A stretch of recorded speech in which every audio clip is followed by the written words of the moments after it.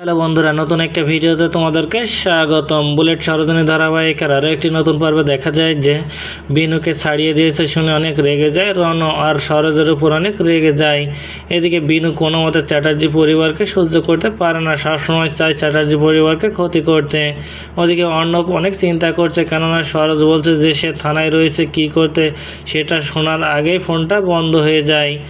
এদিকে সরোজ বের হয়ে থানা থেকে আর আরশিকে দেখে একটা কফি শপে বসে তার বয়ফ্রেন্ডের সাথে গল্প করছে, আর বিয়ের পরে কিভাবে আরশি রণকে পথে বসিয়ে তার সব সম্পত্তি নিজের করে নেবে সেটা নিয়ে কথা বলছে। এইসব কথা শুনে ফেলে সরোজ, বলে আমি থাকতে তুমি এত বড় ক্ষতি করতে পারবে না। এদিকে বিয়ের আয়োজন চলছে, কালকে বিয়ে। সরোজ সোজা চলে আসে চ্যাটার্জি বাড়িতে, কেননা সরোজ বিয়ের সব কিছু নিউজ করবে। এদিকে তাপসকে দিয়ে আরশির বয়ফ্রেন্ডকে তুলে নিয়ে আসে সরোজ আর একটা ঘরে বেঁধে রাখে।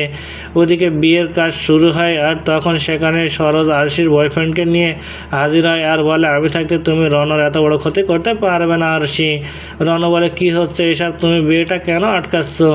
আরশি তার বয়ফ্রেন্ডকে সরোজের সাথে দেখে চমকে ওঠে। সরোজ তখন রণকে সবটা খুলে বলে যে তাকে পথে বসাতে প্ল্যান করে। সবটা শুনে চমকে ওঠে রণ। তো বন্ধুরা, কি ঘটতে চলেছে গল্পে এবার জানতে হলে আমাদের সাথেই থাকুন। ধন্যবাদ।